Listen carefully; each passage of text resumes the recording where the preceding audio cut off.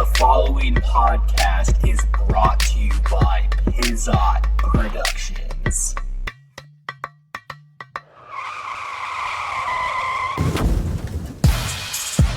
Yeah, you made a lot of promises to the Macho Man, didn't you? The first thing I want to be done is to get that piece of crap out of my ring. When I said I loved you like a brother, Macho Man, I meant it. Oh, snap. What it is, ladies and gentlemen. Welcome to episode 100 of the Totally Necessary Wrestling Podcast. Man, as we reflect on 100 fucking episodes of this fucking podcast. Jeez, dude, this is pretty fucking intense, guys. Not everybody gets to episode 100, let alone episode 100 more than one podcast within the same year, dude. Like, we've been doing shows on this podcast feed for 2 fucking years now, man. Obviously, this being a wrestling-centric podcast, we got to episode 100 a little bit quicker, considering WWE's fucking pay-per-view schedule. Every 2 weeks, we have you get 2 podcasts, so you're basically getting at least 1 extra podcast guaranteed a month, if not 3 to 4, sometimes maybe 5. I don't know. I don't think we did a podcast every single weekend on this show or anything like that. But at the same time, though, man, like, we had like AEW, then Extreme Rules. Like, dude, we're having shows left and right here recently, dude. So it's been nice to kind of have a little bit of a cool down here the last couple weeks.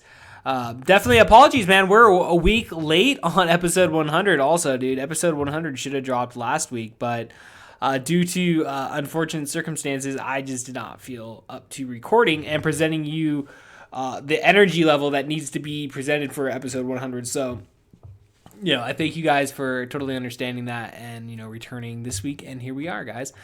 So yeah, let's go ahead and just kind of reflect on the last year of this. Obviously I started this podcast with Cody James. Back, I guess it would have been WrestleMania 34. It would have been right before, because we technically did an episode of the podcast that no one listens to, entitled The Totally Unnecessary Wrestling Podcast, which was a fucking cool title and a cool fucking name, dude. I totally give props to Cody for coming up a really cool fucking name there. But,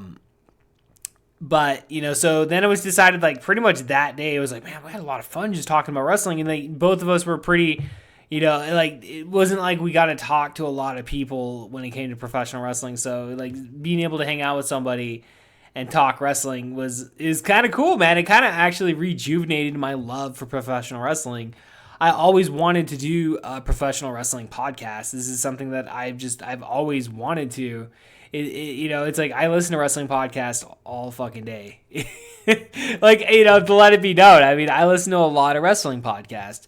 So my fandom for professional wrestling, it's why shouldn't I have a podcast? It's such an oversaturated fucking market out there.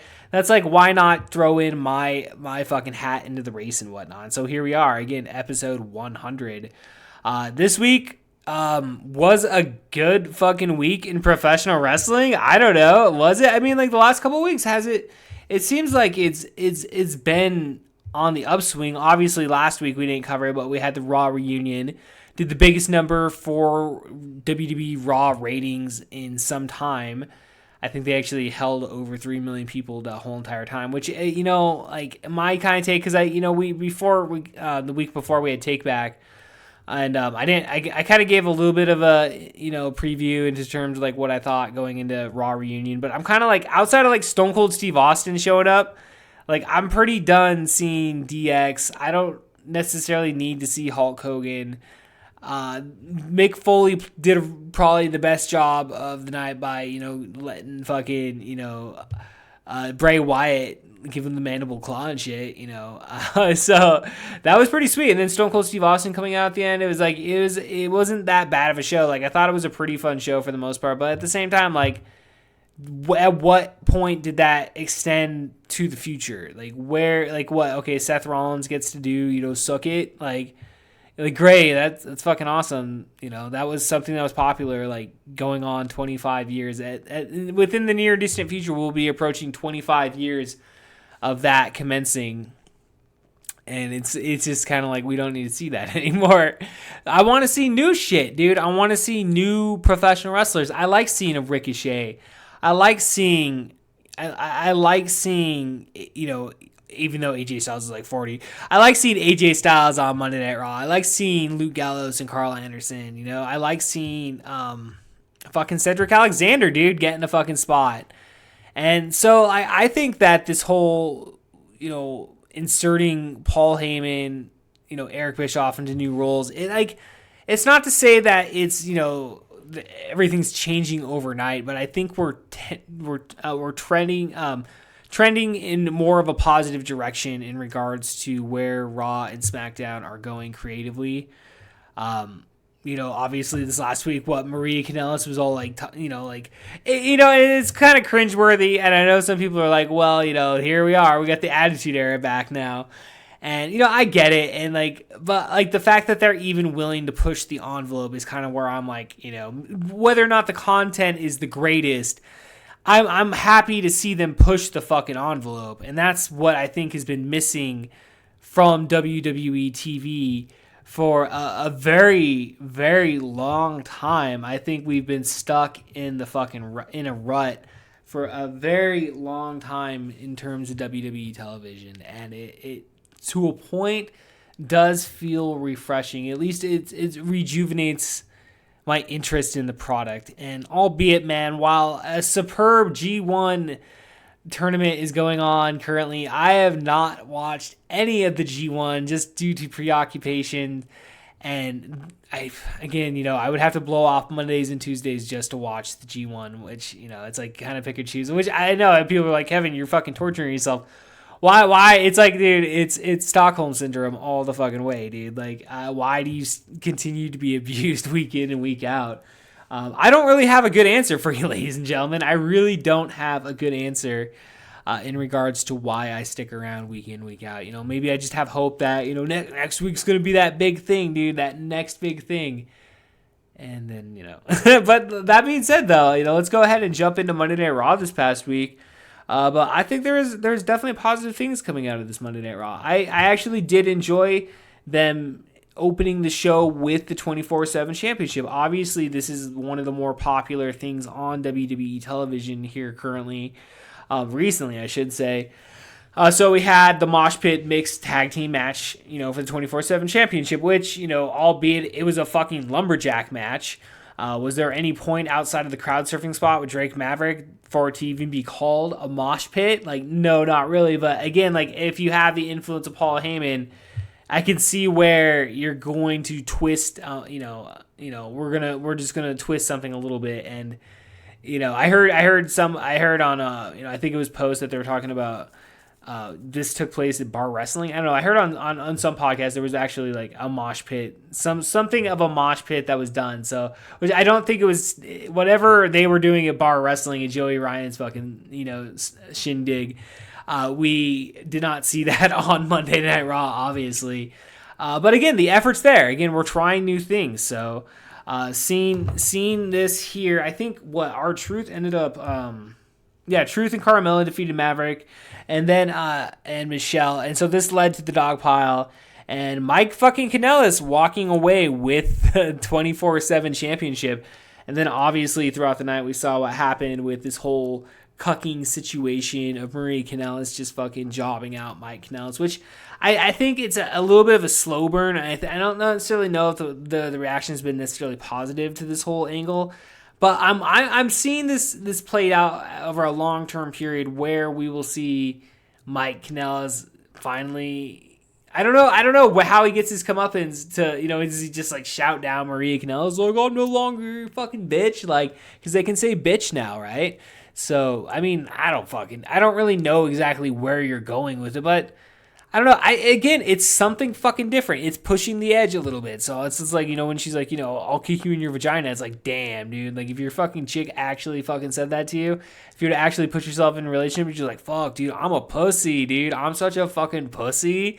You know, so, I mean, you feel bad for him in that sense. So it's like you have sympathy for fucking Mike Kanellis in that situation. So, but albeit Maria Kanellis is your new 24/7 champion, I don't know. Again, like they established that last week on Raw Reunion, women can win this title as well. So let it play out, dude. Let the fucking dice roll, WWE. Let the fucking dice roll.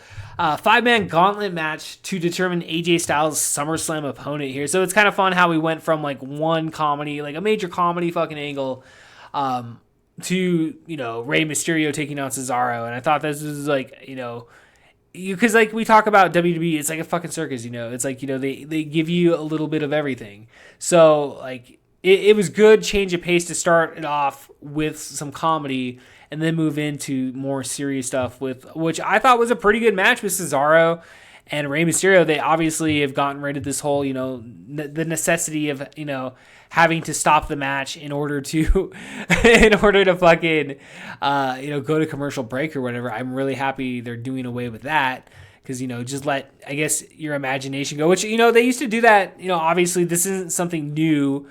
It wasn't that long, that the stoppages were in place, like a month maybe, in regards to these 2 out of 3 falls matches and all that stupid shit. But yeah, I'm glad to see them go away from that because it did seem like they paced out their commercials a little bit better, this last Monday Night Raw, this past Monday. So yeah, we saw Rey Mysterio take on Cesaro, and then so Rey Mysterio defeats Cesaro and then gets a quick pin on Zayn, which was kind of, they kind of fucked it up a little bit, but who cares? I mean, it is what it is. And then this brought out Andrade, which they had a pretty good back and forth match. It kind of made you remember, oh yeah, this feud took place on SmackDown just a couple months ago, and it was great when it was going on. So I actually was really hoping that Mysterio would beat Andrade and that we would get to see Mysterio take on Ricochet. I've been wanting to see that match for a pretty long time. I don't know if I've mentioned it publicly, dude, but we saw them on Lucha Underground, obviously, when he was a Puma King. I forget his character's fucking name. On that fucking show, which I never got to watch all of. I saw only a handful of episodes, but I remember them talking about that match, and I never got to see it. And I want to see it in WWE. Maybe I should just look it up online. Maybe I should take the time to sit down on fucking YouTube, look up Lucha Underground. I don't know, is that shit still on Netflix? Didn't that shit go on Netflix? I don't think it's on Netflix anymore. But nonetheless, though, so Andrade pins Mysterio. This brings out Ricochet, and then him and Ricochet have a little bit of a match. And bada bing, bada boom, Ricochet is your new number 1 contender for the United States Championship, ladies and gentlemen. It was fairly obvious that Ricochet was going to win, but nonetheless, it didn't take my enjoyment out of seeing the gauntlet match. I like gauntlet matches.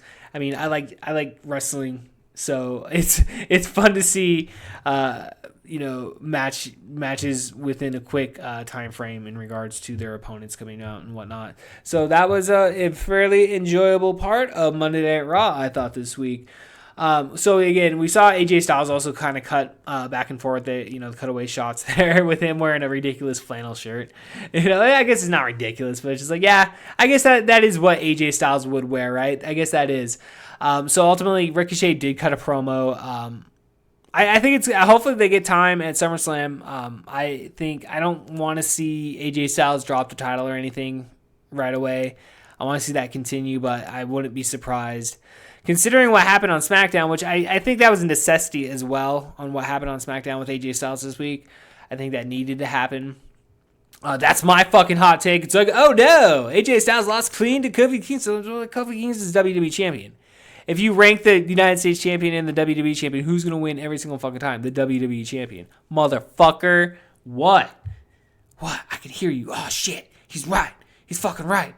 So we moved on over to, we'll get there. We'll get back there. So a moment of bliss took place. This was Alexa Bliss and Nikki Cross, which they're continuing with the tandem, which I guess I can't say that's a bad thing. I mean, I enjoyed them when they first started with the storyline. I think eventually, obviously, you have your match with Nikki Cross and Alexa Bliss. So obviously they're holding off, which I guess, again, it's not like if you don't have anything better for them plans, then why break up something that's getting over? Which again is like, Kevin, is this really getting over right now? I think it is. I like it. I like Nikki Cross and I like Alexa Bliss.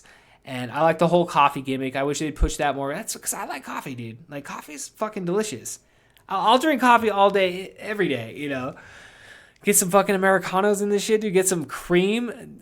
I don't put sugar in coffee anymore. That's one thing I stopped a couple years ago. It's one thing, at least, I don't do anymore. Because sugar is fucking bad, man. That shit is not fucking good. It's like I used to fucking pour shit tons of sugar in that when I was fucking like in my 20s. Then I fucking grew up a little bit and realized, sugar is not something that you should have in your diet all the fucking time here. So Becky Lynch appeared on the video screen, took a shot at Bliss's injury because fucking she was gonna fight Alexa Bliss later. So pretty much promoted that match for later. It's good to see that they're starting to build Becky Lynch back up after this whole Seth Rollins fiasco. I think everybody out there is definitely glad to see that we're taking a step back from that and hopefully never have to see that again in regards to an on-screen relationship between Seth Rollins and fucking Becky Lynch. So we saw a triple threat match for the Raw Tag Team Championship. So this obviously was the OC taking on the Revival and the Usos, which obviously the Revival are the ones that are defending their Raw Tag Team Championship in this match here. But nonetheless, though, they had a commercial break come in there.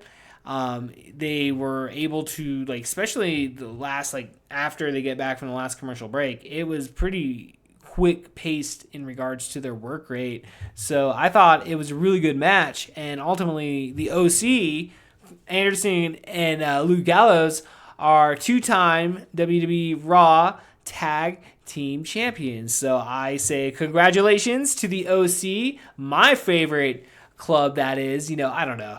The Elite's pretty fucking badass. But okay, so I don't know. That's a good question. That's good. We should put up a poll. I think we need to put up a poll. Am I going to put up a poll? Maybe if I can figure it out. If I can sit down, put the time together, we'll fucking hammer out a 24-hour vote, and we'll put that up on the internet for people to decide. It's like, no, we're not taking the effort for that. I don't know, guys. The Elite, AEW, WWE, AJ Styles, Luke Gallows, Carl Anderson. I don't know.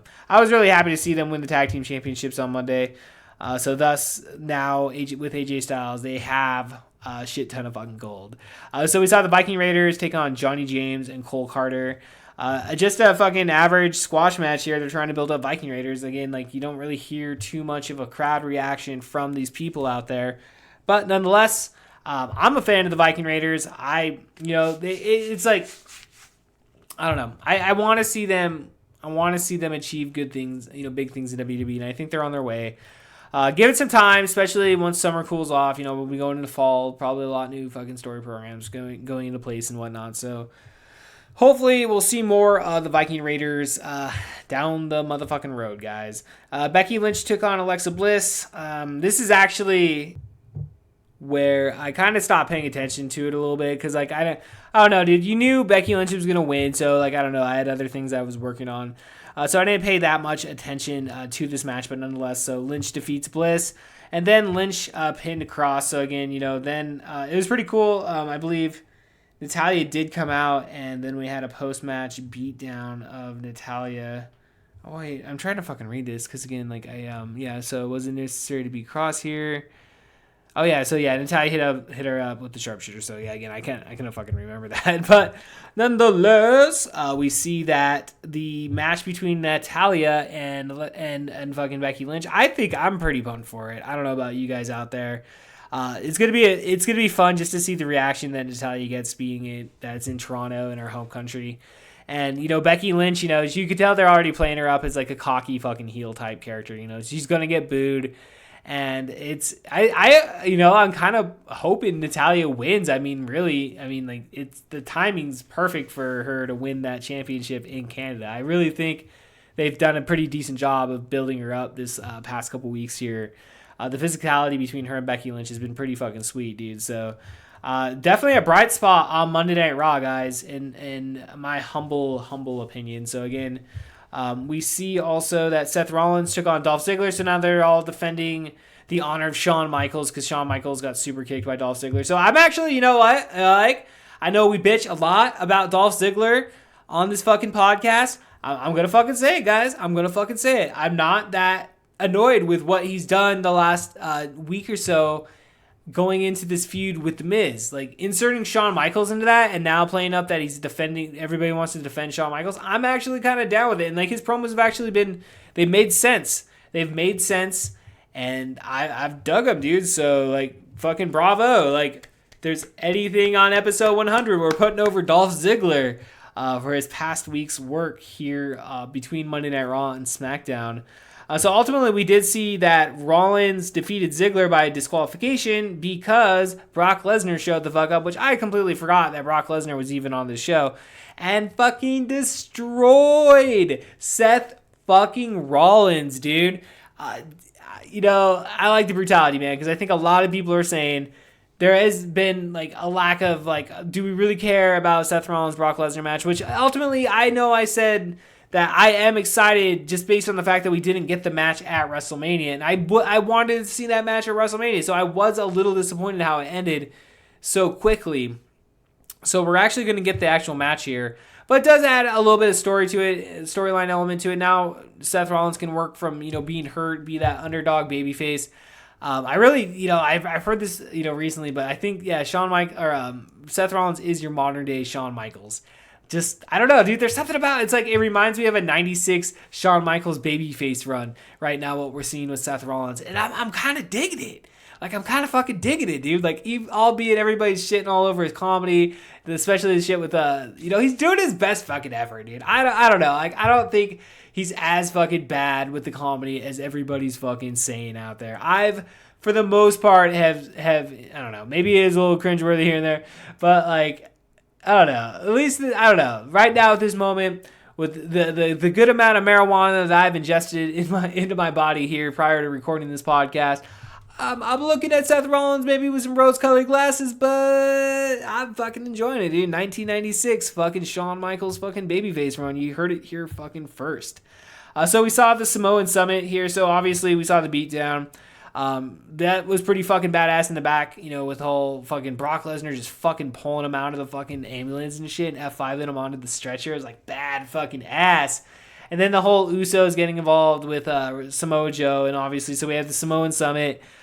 This all kind of worked out together, and this was a pretty hot way to end WWE Raw, I thought, dude. Like, again, like, we kind of, you know, we bitch about, you know, well, I don't know if we bitch, but I bitch, you know, how like, we've just been, like, I don't know, it doesn't feel like Raw has been exciting for a long fucking time. And so when you see on Monday Night Raw the way it ended with, you know, the bedlam that occurred, you know, we had, you know, Roman Reigns, the Usos, we had Cedric Alexander taking a leap off the top of the Tron, like, I don't know, shit like that. It's like, oh shit, we're out of time, gotta go out there. Like, that was some of the most memorable shit from, like, WCW back in the day, when, like, they'd go out and just be a giant fucking brawl in the ring, dude. Like, to me, that's like, oh shit, what's gonna happen next week? And I think, like, we're seeing influences. This is an influence of Paul Heyman. And, you know, what's Paul Heyman all about? Getting people over, getting new people over. And that's why we're seeing a Cedric Alexander. Even though the Usos fucking got a DUI, the Usos got a fucking DUI, you know, or one of them did here this past weekend. And it's funny as shit because Cena's fucking rib on him about bringing up the DUI on the Raw reunion. And then days later, he gets a DUI. But, like, I don't know. I heard somebody say earlier this week talking about faction. Like, are we seeing a faction being put together with Roman Reigns, the Usos, and Cedric Alexander? I'm a big fan of factions. I want to see more factions, actually, dude. Like, I really think it would be awesome to see. It's just like, dude, like, let's build new people up, dude. Let's make new stars. And Cedric Alexander, like, I liked him since the first time I saw him on fucking Ring of Honor, dude. I saw him on a random Ring of Honor TV, and I was like, dude, okay, like, I don't know, there was something about him, I was like, all right, you know, like, I'm gonna keep an eye out for this guy, Cedric Alexander, and then boom, he comes to WWE, goes 205, you know, does the cruiserweight, he went, you know, he's a fucking, like, you know, pretty big fucking name in there for the last, like, fucking year to 2 years, and now he's coming to Raw, and he's taking advantage of his fucking moments, like, he's making the most out, because that's what JR always fucking said. He was like, make the most out of your fucking moments. Like, you may only get, like, what, 2, 3, 4, 5, 6 minutes on TV? Make the fucking most out of it. Make the best out of that fucking situation. And I feel that's what Cedric Alexander's doing. And I like the fucking Usos, and I like Roman Reigns, dude. Like, I'm stoked. I am fucking stoked after going on off air this past fucking Monday, dude. So we jump on over to fucking Tuesday Night SmackDown. So we saw Kevin Owens kick off the show, dude. Like, dude, am I fucking huge fan of Kevin Owens? You fucking damn right. I'm a huge fucking fan of Kevin Owens. Him coming out there and just tearing it up on the fucking microphone, dude. Obviously, we saw Shane McMahon kick off the show itself, saying he's not going to be there. He's getting himself, set for this match at SummerSlam. I'm looking forward to this match at SummerSlam, dude. I've really dug the last month of Kevin Owens just kicking ass, dude, with that Stone Cold Stunner, dude. Like, I don't know. Obviously he's not Steve Austin, but he's fucking, like, I don't know. He beat Drew McIntyre fucking clean with the Stone Cold Stunner. I'm like, dude, this guy, like, if he doesn't win the Royal Rumble this year, like, he needs a reign with that WWE Championship at some point, dude. Like, I shouldn't say he needs it, but he fucking deserves it, dude. And, like, you hear Kevin Owens, like, he went on, the Lillian Garcia podcast, and that basically turned him into a fucking babyface, dude. Talking about how, like, he's just so fucking hard on himself, dude. And, like, it's like, I kind of relate to that, because I kind of feel like the shit I do sometimes is, like, it's not good enough, And, like, even though most of the time it's decent and passable, But with this guy, he holds himself at such a high esteem that it's, like, he just wants to fucking shoot for the moon. And, like, Vince McMahon telling him, hey, man, your match at WrestleMania 33 with fucking Jericho sucking dick. Like, seeing him, like, hopefully just, again, like, they're not scripting him, apparently. They're letting him go out there with fucking bullet points. And it's like, I want to see that. We talk about change in WWE. It's like, I want to fucking see that more. That makes me more excited for the fucking product. So here we are, dude. And, like, the match with him and Drew McIntyre was probably, like, one of my favorite spots about the week that was here in professional wrestling, dude. Big fan of Drew McIntyre. Big fan of Kevin Owens, man. So fucking fight everyone, dude. Kevin Owens, fight fucking everybody. Bayley and Ember Moon took on Alexa Bliss and Nikki Cross. I kind of thought the whole shtick between Bayley and Ember Moon was pretty fucking stupid. I don't know. Bayley kind of just like, oh, company, oh yeah, just don't forget who I gave a shot to. It's like, bitch, you gave her a shot. Like, she's gonna kick your fucking ass. Like, oh, I know we're gonna have a match at fucking SummerSlam, but did you really have to fucking? Did you really have to fucking take me out last week or whatever? And it's just like, yeah, she fucking has to, dude. So I hope Ember Moon, I don't know if she's gonna win at SummerSlam, but I think she's talented. And I again, I like seeing new faces on TV. I like seeing new people get chances to get over. So hopefully, again, they maximize their moments. Bayley, I don't know, dude. It's like you wanted, it's like there was hope after this whole Money in the Bank cash in. But I don't know, man. It's just like her promo's not up to where like a Becky Lynch is or Charlotte is. Like her promo's not. It's pretty fucking basic, dude. A Bayley promo is pretty fucking basic. Like she's a one-trick fucking pony, And that's sad. Like I like Bayley. Like I like her music. I like her. I like her energy and shit. But like I mean, truly, if you want to fucking break it down, in my opinion, like it's pretty fucking basic. So.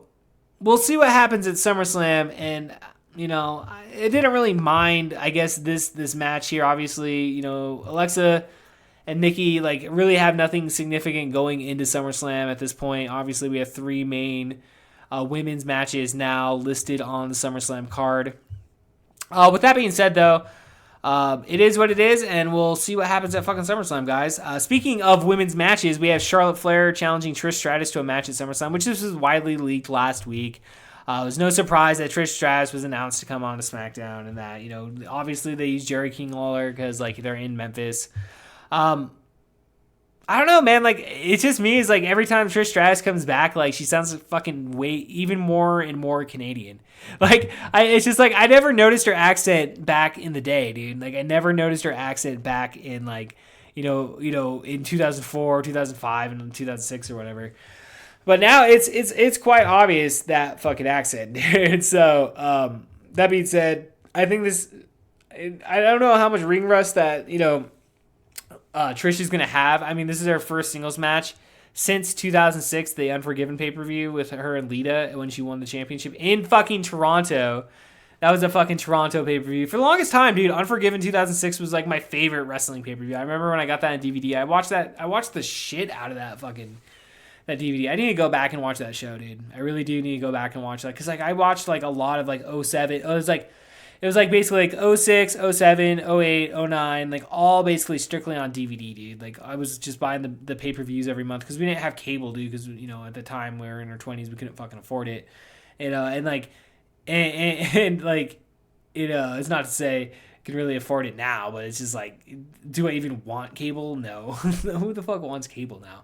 I'd rather have a steady fucking internet connection out here. That's exactly what I would want, for one, personally. But nonetheless, yeah, I think I want to go back on the network and watch a bunch of those DVDs, dude. Or just pay-per-views. I guess it's just pay-per-views on the network, dude. So am I looking forward to Trish Stratus and Charlotte? I think so. I think I'm not gonna get my hopes up thinking this is gonna be a badass fucking match, but I think Charlotte is like definitely, you know, greatest. Would I say greatest in her generation? I think she's still above Becky Lynch, even though, you know, obviously they both main evented it. Even though Becky Lynch won, I think Charlotte. There is just something about Charlotte that, you know, makes her fucking special, and, you know, not to say it's like 1A 1B, but it kind of is, since Becky Lynch is cooled off and shit. I mean, if we're gonna be honest. If we're going to be fucking honest. So, that being said, we're going to see that match at SummerSlam. So, we saw Finn Balor take on Dolph Ziggler. So, again, they're continuing the storyline that Finn Balor is defending the honor of Shawn Michaels. This is where we see the Firefly Funhouse, the Rambling Rabbit is praised Finn Balor. And then Bray Wyatt fucking shows up. And then The Fiend shows up. Ziggler ultimately defeats Balor after The Fiend fucking teases mind games with Balor. Albeit, like, how satanic this fucking shit is, like, it's pretty fucking, you know, they're doing a good job with it. It's fucking scary fucking shit, dude. I don't know, dude. It's crazy to think that they came on, you know, Bray Wyatt debuting back in 2014. Or was it 2014? No, it was 2013, I'm sorry. In 2013, and just to the fanfare that he debuted then, it was like, man, this is, you know, a changer, dude. This is a changer in terms of a character. This is an amazing character. It's amazing work we're seeing, and it's just how they drove that character into the fucking ground to the point where you're like, oh, he won the WWE Championship? I really don't care. You know what I mean? Like, I really don't care that he won the WWE Championship. And I think taking him off TV for as long as they have, and the rehabbing that they put in, and the time that they put into rehabbing his character, and basically just completely transforming him into something new. It's like keeping the whole Mr. Rogers fucking thing on as just the shit that you see on the Titantron and whatnot, the shit that you see directly on TV. And then The Fiend is what you see in the ring, I think is fucking definitely, we've never seen anything like this. At least nothing that pops into my mind in terms of a character regarding the way this is being portrayed in what on TV. And I think obviously with the whole Finn Balor match, I mean, obviously if the rumors are true and Finn Balor is taking some time off, you know, obviously he's going to get smashed at SummerSlam, which is, you know, definitely, you know, what needs to happen, obviously, building this Bray Wyatt character. There's no way this guy should lose for months, dude.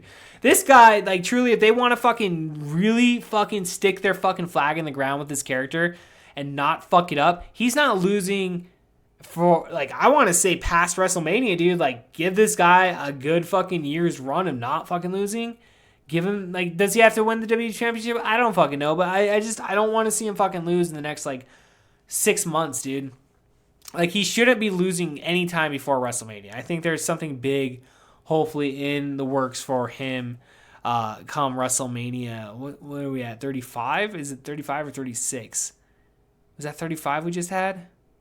I think it was 35, wasn't it? Or was it 34? It was 35. So we're going to 36. Damn, dude, I'm fucking old, dude. I remember WrestleMania 9, bitches. Shit. That's fucking crazy. But, dude, yeah, man. Bray Wyatt is killing it. Finn Balor, you know, they're going to have the match with the Demon, dude. And you know, I want to see that, like, SummerSlam or Survivor Series and Bray Wyatt fucking lose, dude. There's no reason for him to fucking lose. Like, if that's the first time the Demon fucking loses, then fine. That's the first time the Demon loses. He loses to the fucking Fiend, dude. And if they fuck it up, if WWE fucks this up, dude, it's not going to be fun. It's not going to be fun. All right. Got to keep on strolling down this shit, dude. So we saw Shinsuke Nakamura take on Ali, which this was at that Smackville show, which was kind of like, it was teased that these two were going to have a program anyway several weeks ago. But now we see the match. So we saw Ali obviously get the pinfall, so this is probably going to lead to a match at SummerSlam. And, well, I want to see Nakamura do his best in WWE. I want to see him to be a featured motherfucker, dude. But I don't know. We'll see what happens at SummerSlam. I'm not really fucking too pumped up for what's going on right here, but hopefully Nakamura keeps the championship. I want to see him with a decent IC title reign. So we saw Kofi Kingston take on AJ Styles. So they were teasing like this whole, Kofi Kingston's WWE champion, New Day are SmackDown Tag Team champions, AJ Styles United States champion, and then the OC are obviously the Raw Tag Team champions. So they're obviously doing some sort of feud here. I guess it's some sort of mini feud. They had a little bit of a sit-down interview there at some point on SmackDown with Randy Orton, which I thought was really fucking good. I really enjoy what they're doing and how they're building this match between Kofi Kingston and Randy Orton. I think that definitely playing up the history between those two. This form, back in 2009 is fucking. It's definitely what needed to be done for this feud to work. I mean, if they had no acknowledgement of that, then it's just like poo poo on you, WWE. But obviously, they're doing the right thing here. And I don't know. I don't think Randy Orton's gonna win. I don't think he needs to. I think Kofi Kingston, to solidify him truly as a main eventer, needs to fucking beat credible motherfuckers. We saw obviously what happened with this match with AJ Styles, where Kofi Kingston picked up the fucking win, which was a great fucking match. It was a great fucking match. I love the interference between the OC and the New Day. He needs those wins. And so, he beats AJ Styles, obviously one of the longest reigning, modern day WWE champions within the last, however long, minus a CM Punk, which Kofi Kingston was former tag team champions with. It's a good positive direction. And, so I totally see him getting the win, and avenging all that bullshit back from 2009 and solidifying himself as a true main eventer within WWE. So I think, yeah, definitely Kofi Kingston, New Day is I remember a couple years ago, and I may have mentioned this before, but I remember a couple fucking years ago thinking when they were doing that whole thing with the Elite and, Kenny Omega and the Bucks and whatnot. And it's I was Kenny Omega is the IWGP heavyweight champion, obviously Young Bucks won the IWGP heavyweight tag team champions at the end of their run there. But it was I never was oh, well, who in the New Day would win the WWE championship? It's I was oh, no one. There's no one on there. They're at a certain level. And then this last year with Kofi winning the WWE championship, it's just taken it to such a new level, dude. And it's man, they really are that fucking good, dude.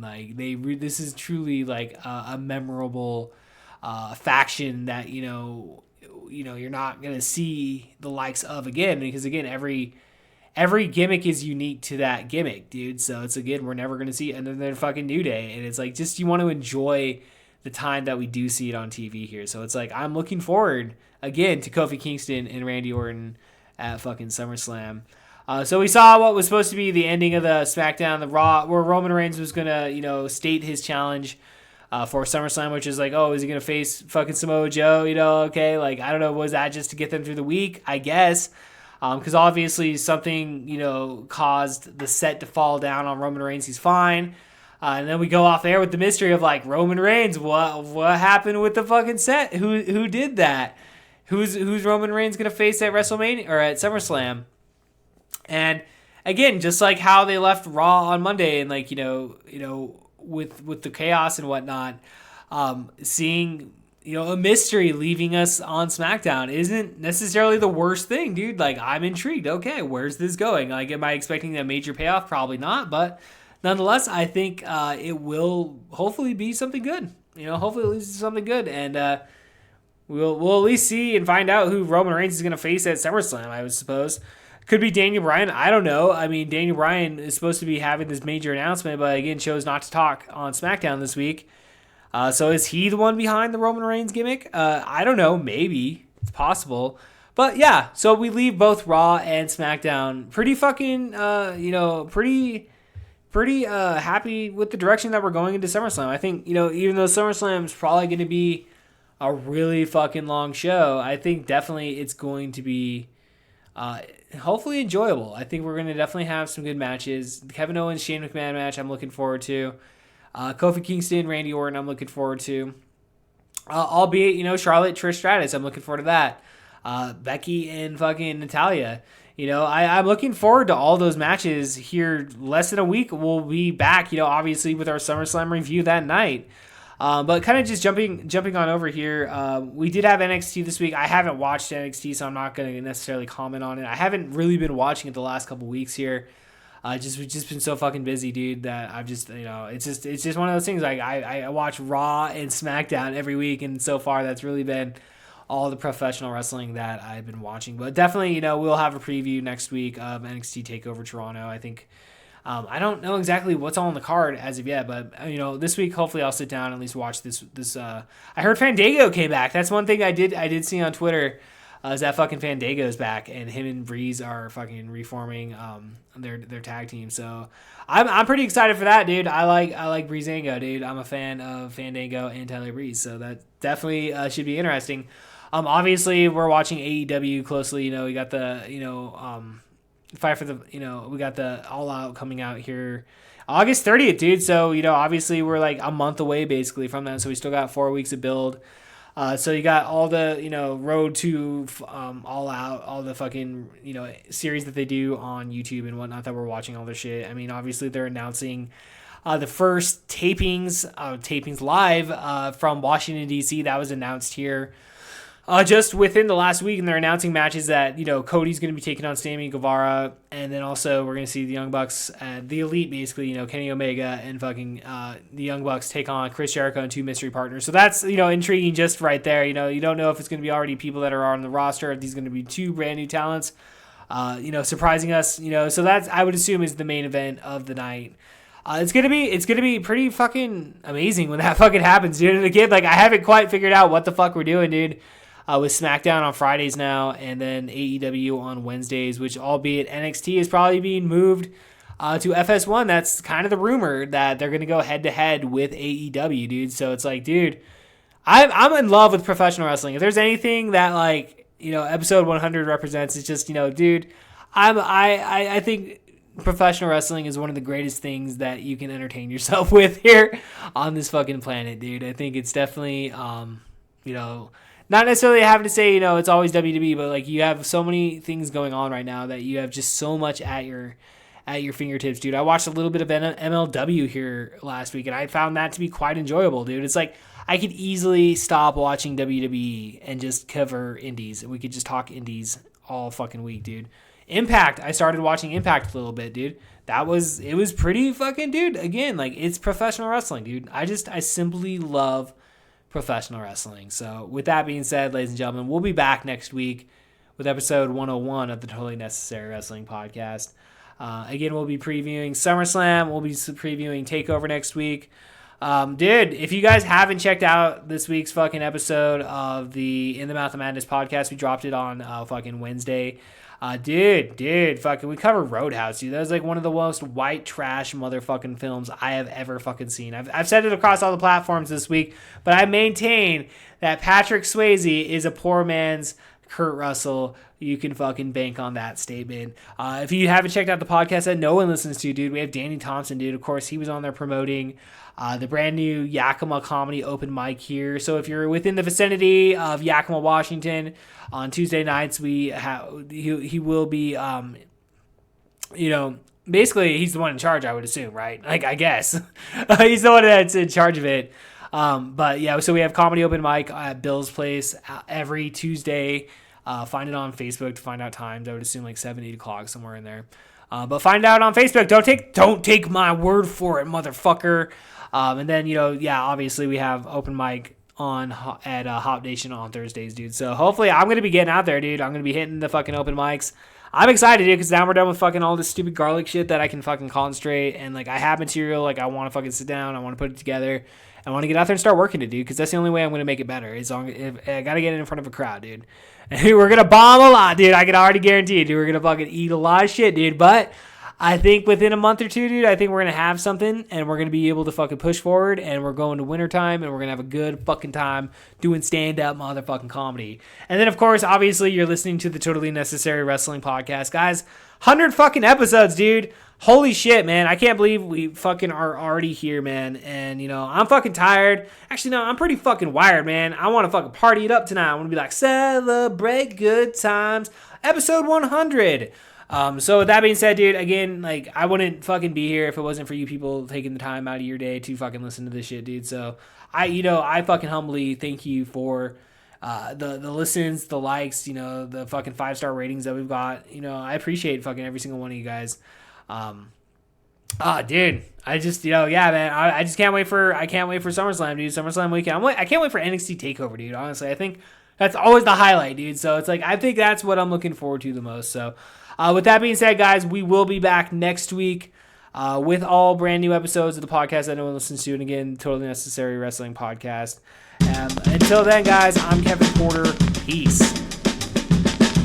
Austin 316 says I just whipped your ass. Oh, hey, let me get something straight. Those of you who are cheering me right now, you are just the biggest part of me leaving as anything else. I want you to know I'm not crying. My eyes are red because I was in the back smoking a joint with Van Dam. Whoa. This podcast has been brought to you by Pizza Productions.